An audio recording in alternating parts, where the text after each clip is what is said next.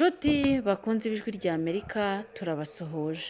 Reka mukurikire amakuru y'ijwi rya Amerika mukunda muri benshi. N'amasaha menshi bamara mu muhanda bitewe n'ubwinshi bw'imodokari z'abarundi zijya gushakisha igitoro muri Kongo. Vuye Bujumbura 11 z'igitondo ninjiye muri Kongo saa 5:45. Ubu ndanyoye ibitoro ngo masohoke urabona ko nkiri muri ambutiyaje no biratwara amasaha 7:30 gadusubire mu mirimo yacu.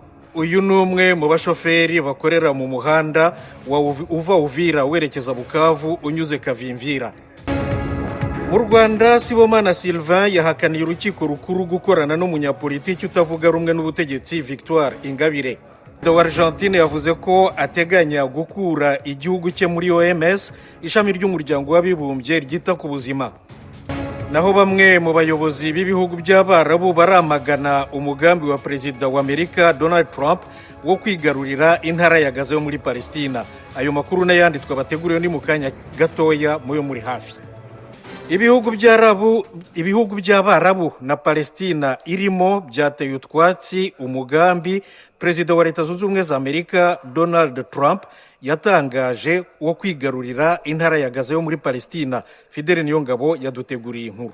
Perezida w'ubutegetsi bw'abanyapalestina Mahmoud Abbas yatangaje ko yiyamirije yivuye inyuma umugambi wa Perezida wa Amerika Donald Trump w'uko Amerika itegekanya kwigarurira intara ya Gaza ikimura burundu abanyapalestina 2,100,000 baba muri iyo ntara ahandi. Mahmoud Abbas yavuze ko abanyapalestina batazoreka ngo uburenganzira bwabo buhonyangwe. Yagabishije ko Gaza ari gice ca leta ya Palestina kandi ko kuhabakura ku nguvu ryoba ariho nyangwa rikomeye ry'amategeko mpuzamakungu. Umugwi Hamas watangaje ko umugambi wa Perezida wa Amerika wo kwigarurira Gaza woshira mu kaga gakomeye akarere kose. Ibihugu by'Abarabu navyo nyene vyateye ivyasi iciyumviro ca Perezida Donald Trump. Arabia Saudite yasubiye kwemeza ko itazosubira kugirana imigenderanire myiza na Israel kiretse hashizweho igihugu c'abanyapalestina. Igihugu ca Misiri ciyamirije iciyumviro ca Perezida Trump mu kwezi kurangiye cuko co na Yorodania byo kwakira abanyagihugu baba mu ntara ya Gaza cyamenyesheje ko ibikenewe ari ugusubira kubaka ivyononekaye muri iyo ntara abanyapalestina batimuwe.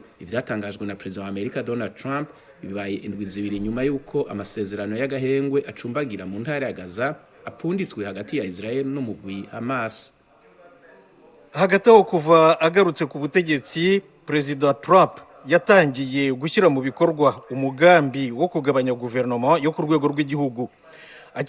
Akimara kurahira ku itariki ya 20 y'ukwa mbere gushize, yasinye iteka rishyiraho urwego rwihariye rwitwa DOGE, Department of Government Efficiency mu Cyongereza, rushinzwe kumugira inama ku buryo bwo kuvugurura imikorere n'imicungire ya guverinoma, abakozi bayo n'imari yayo, byose bigamije kugabanya abakozi n'imari guverinoma ikoresha. Abakozi amagana bamaze kwirukanwa cyangwa guhagarikwa ku kazi by'agateganyo. Abayobozi benshi bafungiwe ibiro na mudasobwa z'akazi. DOGE si urwego rwa guverinoma kereka iyiza kuba yarashyizweho n'itegeko rya Congress, inteko ishinga amategeko yo ku rwego rw'igihugu. Bamwe rero mu bahanga mu by'imicungire y'ibya leta bemeza ko irimo irenga ku nshingano zayo zo gufata aho kugira inama umukuru w'igihugu ahubwo igafata ibyemezo, maze rero bagasanga ibyo ngibyo binyuranyije n'amategeko. Intumwa za rubanda bakomoka mu ishyaka ry'abademokrate ritavuga rumwe na Perezida Trump nabo baravuga bati DOGE si urwego rwa kane rw'ubutegetsi. Naho sendika z'abakozi ba guverinoma yo ku rwego rw'igihugu nyine zatanze ibirego mu nkiko kugira ngo zibambire iyi migambi, ariko byibura abakozi 20,000 bavuga ko bashaka gusezera mu kazi hakiri kare. Guverinoma yo ku rwego rw'igihugu cya Leta Zunze Ubumwe za Amerika ifite abakozi 2,200,000. Muteze amatwi radiyo ijwi rya Amerika. Perezida Trump nanone na mugenzi we w'Ubushinwa Xi Jinping barateganya kuganira kuri telefone mu minsi iri imbere ku kibazo cy'imisoro ku bicuruzwa bahahirana, ibihugu byombi bihahirana. Fidele Niyongabo. Perezida Trump yatangaje ko yafashe ingingo yo kuduza amatagisi ku bidandazwa Ubushinwa bushorera muri Amerika mu ntumbero kuremera ico gihugu kugira gifate ingingo zigenewe guhagarika ikiyayuramutwe ca fentanyl cinjira muri Amerika. Trump yavuze ko Ubushinwa ari ryo soko rikuru by'ivyo abagurisha ibiyayuramutwe bo muri Mexique bakoresha mu guhingura fentanyl. Ingingo nshasha ya President Donald Trump yo gutangisha amatagisi ku rugero rw'ibice 10% ku bidandazwa biturutse mu Bushinwa yagiye mu ngiro igihe c'isaha 6 zo mwijoro ku munsi wa mbere w'indwi. Inyuma yaho gatoyi Ubushinwa bwaciye bufata ingingo yo gutangisha amatagisi ku rugero rw'ibice 15% ku bidandazwa bivuye muri Amerika bigizwe n'ibizuku n'umwuka utanga inguvu hamwe n'ibice 10% ku bitoro bidahinguye, imashini zikoreshwa mu burimyi n'ubwoko bw'imodoka bumwe bumwe. Amerika n'Ubushinwa, ibihugu bibiri bikomeye cyane kurusha ibindi ku isi mu by'ubutunzi, biri mu ntambara y'ubudandaji kuva mu mwaka wa 2018 igihe President Trump mu kiringo ciwe ca mbere yadugije akatari gaka amatagisi ku bidandazwa bituruka mu Bushinwa. N'ico gihe Ubushinwa bwarafashe ingingo yo gusubiriza mu ndumane Amerika.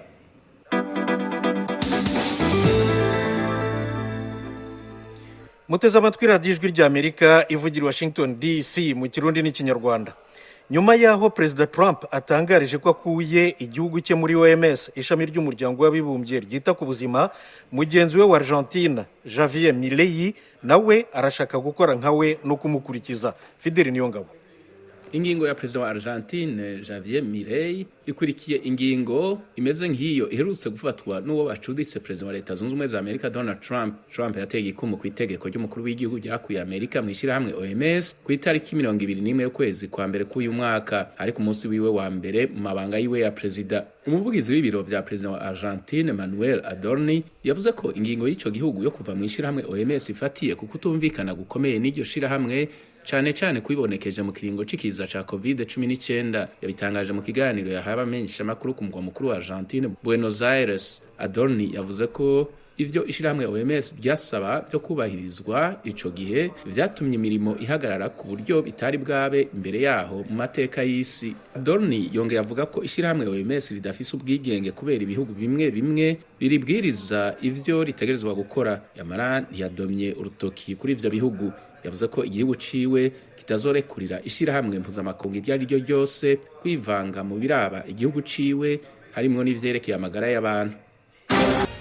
Amakuru y'ibiyaga bigari tuyahere mu Rwanda. Sibomana Sylvain yatsembeye urukiko rukuru ko atigeze aba umuhuzabikorwa w'ishyaka d'Alpha Umurinzi rya Victoire Ingabire ritaremerwa mu mategeko. Ubushinjacyaha bumurega gushaka guhirika ubutegetsi bwa President Paul Kagame ku bufatanye na Victoire Ingabire. Eric Bagirubusa araduhiye inkuru.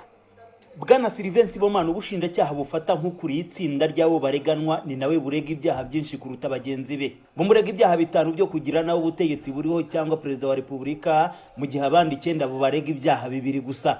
Sibomana basoreje bagenzi we mu kwiregura kimwe n'abamubanjirije yaburanye hakana ibyaha byose. Yakunze gushaka gutinda ku byemezo byafashwe mu iburanisha ry'ibanze mu rukiko rukuru rwamubwiye ko ibyo nta mwanya bifite mu rubanza mu mizi. Rwakunze kumwibutsa ko yagombye gukoresha umwanya yahawe akiregura kuko rwavugaga ko Sibomana yatandukiraga. Yavuze ko hari inenge zikomeye abona mu kirego cy'ubushinjacyaha gikubiyemo ibyaha mbumurega. Sibomana avuga ko ibimenyetso ubushinjacyaha bushingiraho bumurega byabonetse mu buryo bunyuranije n'amategeko. Yasobanuye ko ubugenzacyaha bwagiye kumusaka mu ijoro bumutwara inyandiko, telefone n'amafaranga atazi aho biherereye kugeza n'ubu ari nabwo bamufunze. Mu mahugurwa bakoze ubushinjacyaha buvuga ko yaragambiriye guhirika ubutegetsi bwa Perezida Paul Kagame. Sibomana yitwaga izina ry'irihimbano rya Grace.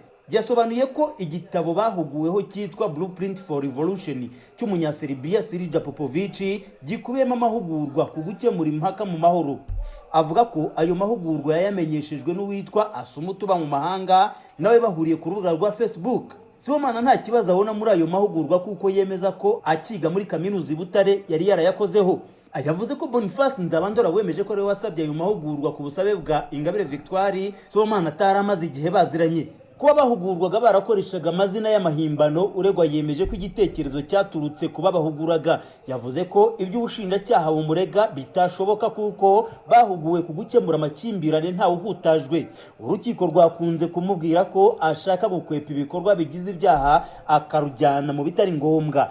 yemeje ko yohereje abo bareganwa ubutumwa bwo kwitegura umunsi wahariwe umunyapolitiki Victoire Ingabire Umuhoza uzwi nka Ingabire Day. Umunyarwanda niyubahwe niyo nsanganyamatsiko Sibomana yari yahaye uwo munsi, avuga ko bitagize icyaha kuko yaragamije guha imbaraga uwo munsi. Ikiswe operasiyo Tinyuka udahungetwa ugahungeta yasobanuye ko itari igamije ikibi, yavuze ko kwari ukumenya uburenganzira n'uko wabuharanira. Avuga ko abantu benshi bakora ikibi kubera ko bakoreshwa n'ubwoba. Umunyamategeko Gatera Gashabana afatiye ku nyito z'ibyaha asanga zidahura n'ibikorwa yabwiye urukiko ko ikirego cy'ubushinjacyaha cyagombye kuba kitakiriho. Yavuze ko nta bikorwa bitegura ibyaha bakoze. Ubushinjacyaha burega Sylvain Sibomana nk'umuhuzabikorwa w'ishyaka Darufa Umurinzi ritaremerwa n'amategeko y'u Rwanda, bukanashingira no ku kuba ari watumije bagenzi be mu mahugurwa. Uregwa n'umwunganira bagahakana ko atari umuhuzabikorwa w'iri shyaka. Bavuze ko Ingabire Victoire yarishinze mu 2019 nyuma yo kuva muri gereza. Bibutsa ko rishingwa Sibomana nawe yarafunzwe atari kuribera umuhuzabikorwa ari muri gereza.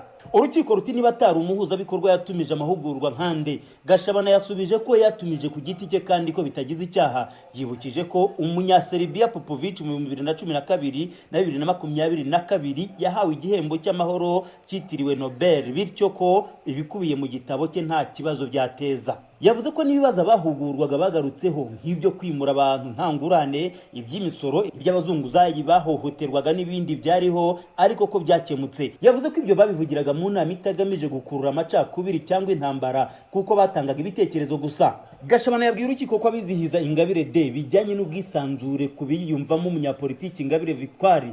Yagarutse kuri Boniface Nzabandora wemeza ko ari we wasabye amahugurwa nk'uwari uhagarariye ishyaka Darufa Umurinzi mu gace k'Iburasirazuba. Yarangiza agafata iya mbere ashyira ubugenzacyaha amajwi yafashe bagenzi be batabizi, akibazwa niba yafatwa nk'umutangamakuru cyangwa nk'umutangabuhamya kandi ari we nyirabayazana w'iki kirego. Maître Gashabana yasoje asaba urukiko ko rwazemeza ko ibimenyetso bigize ikirego rutabishingiraho ruhamya Sibomana ibyaha. Biteganijwe ko kuri uyu wa kane Boniface Nzabandora azatambuka imbere y'urukiko agahatwa ibibazo. Igikomejwe kwibazwa na bamwe mu bakurikira urubanza ni uburyo uyu wari uhagarariye ishyaka Darufa Umurinzi mu Burasirazuba yafashe amajwi bagenzi be batabizi mu mahugurwa akayashyikiriza inzego z'umutekano akaba yidegembya abandi bafunze. Bagira ubusa Ijwi ry'Amerika i Kigali. Ijwi ry'Amerika noneho tujye hagati y'u Burundi na Repubulika ya Demokarasi ya Kongo, kuko bamwe mu bagenzi bakora ingendo hagati y'umujyi wa Uvira wa Repubulika ya Demokarasi ya Kongo mu ntara ya Kivu y'Epfo na Bujumbura umurwa mukuru w'ubukungu w'u Burundi bamara amasaha menshi mu muhanda bitewe n'ubwinshi bw'imodokari z'abarundi zijya gushakisha igitoro muri Kongo. Ni inkuru ya Vedaste Ngabo wagiye kureba uko byifashe Kavimvira. Yaba bagenzi bava Bujumbura bagana Uvira cyangwa bava mu Burundi bagana mu mujyi wa Bukavu twasanze Kavimvira, bose bahuriza ku kintu kimwe: ubwinshi bw'imodokari z'abarundi ziri kuja bukaguza gushakira igitoro muri Kongo zituma birirwa mu muhanda, abandi bakarara mu nzira. Tugera ku mupaka wa Gatumba twasanze imodokari zibarirwa mu magana zari zitonze imirongo iva Gatumba kugera imbere y'umupaka wa Kavimvira. Bamwe mu bashoferi bari mu modokari, abagenzi bari bazirimo bari bazivuyemo bagenda n'amaguru. Bamwe bari bicaye imbere y'umupaka wa Kongo, muri bo bazanya n'indi modokari zabazanye zitarashika. Nduwayo Aimable akoresha ishyirahamwe ritwara abagenzi mu muhanda wa Bujumbura Bukavu, avugana n'Ijwi ry'Amerika yasabye leta ya Kongo n'iy'u Burundi gukemura iki kibazo cy'ibitoro kugira ngo imirimo yabo ntikomeze kudindira. Dufise ikibazo cy'abantu bavi Burundi baza kunywa igitoro muri Kongo, bica bituma ducererwa gushikana abantu iyo baja i Bukavu. Rero turasaba ko bo mu Burundi batobura igitoro kote y'u Burundi no muri Kongo bashireho umustari w'ama-agence n'umustari w'abaza kunywa muri Kongo. Ibarabara ryuguruke twebwe dukore kandi tudutwaye abasafiri bagiye kure cyane. Akazi kanyu karafa cyane sigufa karononekaye karaheze. Magurutse Burundi 6 nza gushika ngaha mu Nsanze isaha 4. Umupaka wa Kongo hariya wugara isaha 9 simba nkijabutse. Abakeyo cyesa ko barara nibagira ingufu, haba umustari wabaja kunywa igitoro habe n'umustari wabagenda. Uyu mushoferi utwara imodokari mu bwoko bwa Probox wavuye mu Burundi aza gushakira igitoro muri Kongo, wagaragaza yuko hari igihe bamara amasaha 5 mu muhanda kubera ubwinshi bw'ibinyabiziga biza kumwishereza muri Uvira. Vuye Bujumbura 11 z'igitondo ninjiye muri Kongo saa 5:45 ubu ndanyoye ibitoro ngo masohoke mugabo urabona ko nkiri muri ambutiyaje no. Bibatwara igihe kingana iki kugira ngo muve Burundi mugere muri Kongo mwakoresha igihe kingana gutari kuva bimeze gute? Biratwara amasaha 7 nke 6:30 gadusubire mu mirimo yacu. Dusaba ko leta yodutunganiza twaronka bitoro nkuko abandi babironka mu kindi gihugu vyoroshe kuronka. Bamwe mu bagenzi barimo abagana mu mujyi wa Bukavu twasanze Kavimvira bavuga yuko barara mu nzira kubera iki kibazo cy'imodokari nyinshi kuko bajya kugera Kamanyura cyangwa ku mupaka w'Urusizi rwa mbere wafunzwe. Ingaruka nyinshi cyane, ubu dushobora kurara mu muhanda twari tuzi yuko turari Bukavu, ubu ndabona ko turara Kamanyura cyangwa Cyangugu. Umuyobozi w'umujyi wa Uvira Kiza Muhato nawe yagendereye umupaka wa Gatumba na Kavimvira yasabye zimwe mu nzego zikorera kuri uwo mupaka wa Kavimvira ureka guhohotera abashoferi b'Abarundi babasaba amafaranga menshi kuko bituma imodokari nyinshi zihagarara mu muhanda. Sasa jambo moja tu tuliona kwamba gari ni nyingi zinapokuja, twabonye imodokari ziza ari nyinshi cyane kandi iyo zije habambutiyaje, kandi twasabye yuko hazayinjira nk'imodokari 100 ku munsi, kandi twasabye yuko hasigara serivisi imwe yishuza amafaranga kuko nyinshi muri za serivisi zishuza amafaranga Abarundi kizibaye na kitansi. Nubwo aba bashoferi n'abagenzi binubira iyambutiyaje yatewe n'ubwinshi bw'imodokari, bamwe mu bacuruzi ba lisanse bari Kavimvira bavuga yuko uyu murimo bakora abo bakuye mu bukene kuko ku munsi hari abagurisha amabido y'ibitoro 50 aha Kavimvira ku muhanda. Twasanze bamwe bafite amabido n'ibicupa byuzuye za lisanse. Aba baturage bavana igitoro kuri za sitasiyo ziri muri Uvira bakakigurishiriza Kavimvira. Twara abasinistre bari twaratewe n'amazi, nyuma yaho essence tumaze kubona akazi ka essence twaraje abantu benshi bapanze amazu, ubundi abandi babona ibyo bishurira abana, ndetse ubuzima bwagiye buhindukaho buke bivanye n'ukuntu bwari bumeze mbere. Umunsi bwanyije particulier curuza nk'amabido 200, hariho abacuruza 50 agashira essence. Ibido rimwe nangahe muri gurisha ngahe? Turirangura mu 67 by'amakongomani, igihumbi kimwe cya motari ka 268, twagurisha muri sanu nanti y'amarundi 190. Hashize umwaka urenga inyinshi mu modokari z'Abarundi ziza gushakira igitoro muri Uvira bitewe nuko muri icyo gihugu hari ubukene bwa lisansi. Vedaste Ngabo, Ijwi rya Amerika, Uvira. Mukomeje kumva radiyo Ijwi rya Amerika ivugira Washington DC mu Kirundi n'Ikinyarwanda. Perezida wa Leta Zunze Ubumwe za Amerika Donald Trump yatangaje ko ashaka ko Amerika ifata intara ya Gaza. Yabivuze mu kiganiro n'abanyamakuru ari kumwe na Minisitiri w'Intebe wa Israeli Benjamin Netanyahu mu ngoro y'umukuru w'igihugu hano i Washington White House ejo kuwa kabiri.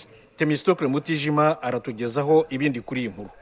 Ibi Perezida Donald Trump yabitangarije mu kiganiro yagiranye n'abanyamakuru ku mugoroba w'uyu wa kabiri ari kumwe na Minisitiri w'Intebe wa Israeli Benjamin Netanyahu. Aho umukuru wa Amerika yagize ati Amerika izigarurira umuhora wa Gaza kandi natwe tuzayikoramo akazi keza. Bwana Trump yavuze ko ashaka guteza imbere aka karere akakaremamo icyo yise ahantu nyaburanga hahebuje ahandi mu burasirazuba bwo hagati. Ati buri wese twaganiriye akunze iki gitekerezo cya Amerika cyo gufata buriya butaka tukabuteza imbere tugahanga ibihumbi by'imirimo, ibintu bizahahindura neza cyane ku buryo nta muntu uzamenya ko higeze kuba kuriya, kuko ubu ibyo babona ni impfu, isenyuka n'amatongo. Netanyahu yavuze ko imwe mu ntego nyamukuru z'intambara ye ari ugukora ibishoboka byose ku buryo Hamas itazongera guteza akaga kuri Israel ukundi.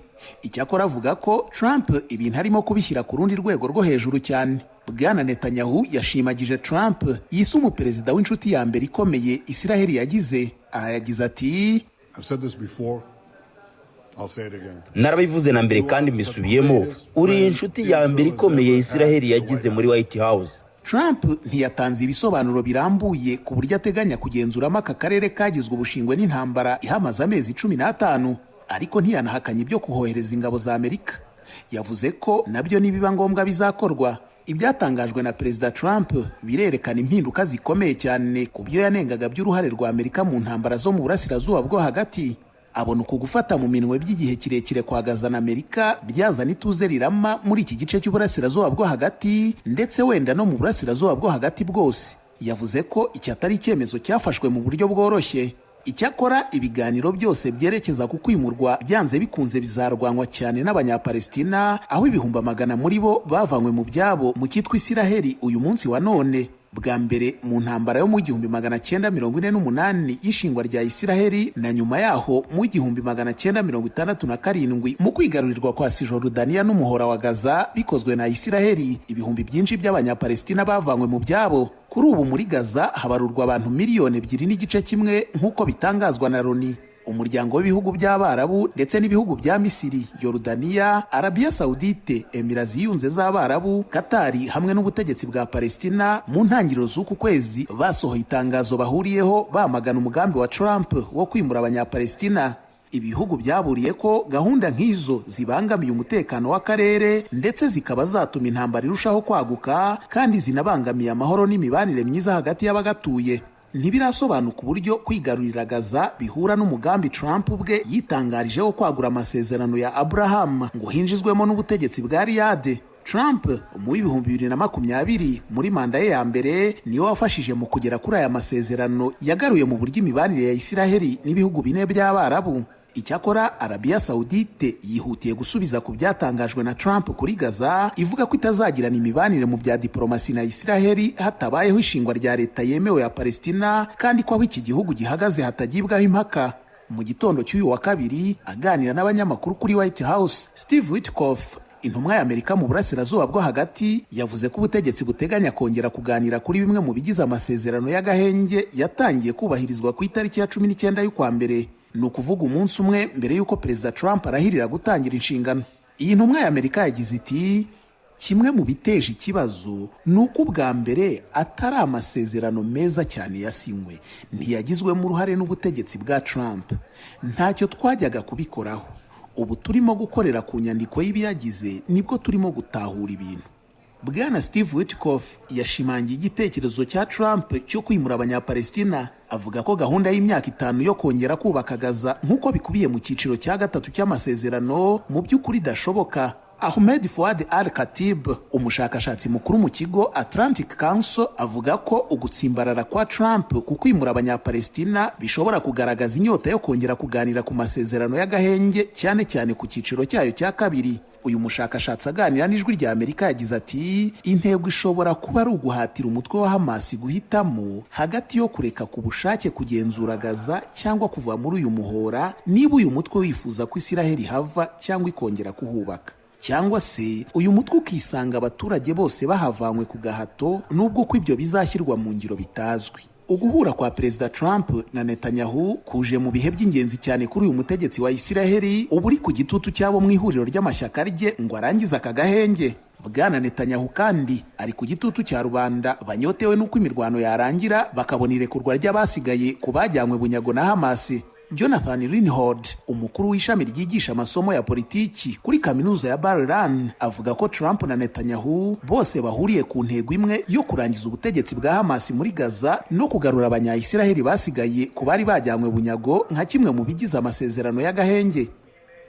Temistokle Mutijima, urakoze nyine kuri iyi nkuru yo kuvuga ko Perezida Trump ashaka ko Amerika yigarurira intara ya Gaza yo muri Palestina. Ubwo rero abantu ntabwo babibona kimwe nk'uko babivuze. Mu by'umwihariko mu batabibona uko byakorwa harimo Frank Mwine, inzobere mu by'amategeko mpuzamahanga na politiki. Mbese asanga bitanashoboka kubera ko nk'uko bivuga abanyapalestina n'Abarabu bose babyamagana kandi nta n'icyemeza ko n'Abanyamerika babyemera. Twaganiriye mu kanya gashize. Nta gihugu kigaruye ikindi, wenda wavuga uti Gaza ntabwo ari igihugu cyemewe mu mategeko mpuzamahanga, ariko iyo urebye Amerika nayo nk'igihugu ntishobora kugenda igafata Gaza ngo yitware gutyo, ntibishoboka, biragoye cyane. Kandi narebye muri politike ubona ibihugu by'Abarabu byose byamaganye icyo gitekerezo. Nasomaga mu kanya n'Abagaza ubwabo baravuga ngo aha ni ahacu, tuzagwa hano, ntabwo twagomba guhindura, nta muntu ushobora kudutwara. Urumva rero umuntu yakwibaza se Trump azakoresha irihe tegeko?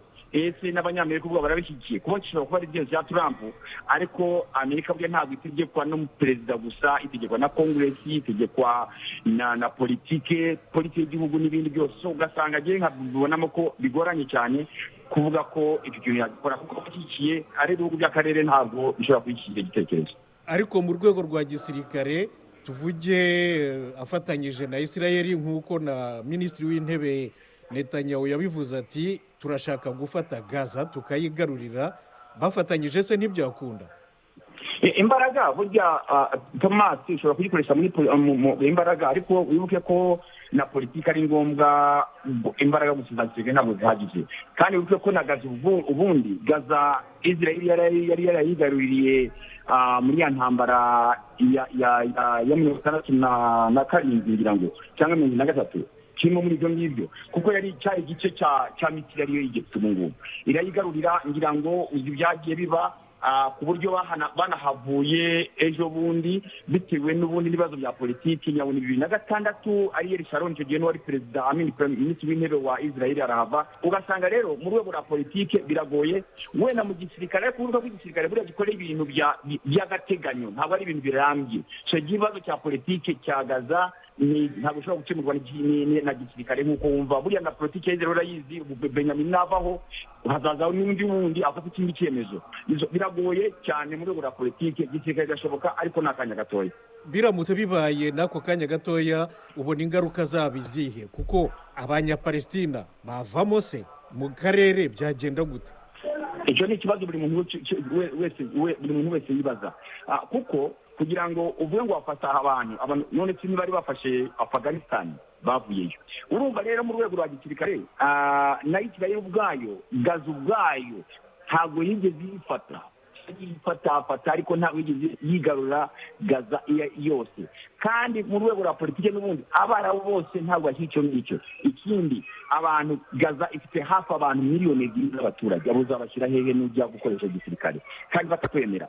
uzajya mu inyeshyamba zitanye n'ubundi abantu bo gupfa, ubone n'ubundi politiki iyo ngiyo ya Trump inaniranye, kuko ntabishyikiwe n'abaturage ba Israel b'Abapalestina, ntabishyikiwe n'abaturage b'akarere b'ibihugu by'Abarabu, n'Abanyamerika ubwabo n'Abayisirayeli ubwabo. wasanga arabavuga bati ntibishoboka kuko bigeze biba birananirana. Minisitiri w'intebe Netanyahu wa Israel ndetse na Perezida Trump nawe yabisubiyemo, bajya muri za Yordania cyangwa se na Misiri, mbese bakava muri Gaza bakagenda muri ibyo bihugu bindi, niko bavuze. Kubivuga no kubikora ni ibintu bitandukanye, kuko reka ngo mvuge abantu miliyoni 2 ni ikihe gihugu kizemera kubatwara? Jordan zizabatwara? ntizabemera, kuko unarebye muri Jordan ubwayo Abapalestina nabo ni benshi cyane, ku buryo bateza nabo umutekano mukeya. muri Lebanon nuko, muri Syria nuko. none ni ikihe gihugu kizemera gutwara abantu kugira ngo bave mu gihugu cyabo? wakongera guteza ikindi kibazo, ahubwo ku kibazo cyo gukemura cyabo, kuko baravuga bati mwumvikane, icyo bita two-state solution. State solution ebyiri ni Israel na Palestina bituranye bibana mu mahoro. Frank Mwene ndagushimiye cyane. Namwe murakoze cyane. Frank Mwene rero yavugaga kuri iki cyemezo, kuko ni icyemezo Perezida Trump yaravuze ejo ati Amerika izafata Gaza hanyuma iyitunganye, iyigarurire iyitunganye. nibyo rero twaganiraga mu kanya, hanyuma rero mukaba mwumvise yuko n'abayobozi b'ibihugu bimwe na bimwe kandi binakomeye by'Abarabu nka Misiri na Yordania nabo bamagana uyu mugambi wa President Trump. maze rero banywanye b'ijwi ry'Amerika, mbashimiye ko muri bamudatenguha, mbifurije umugoroba mwiza, murakarama.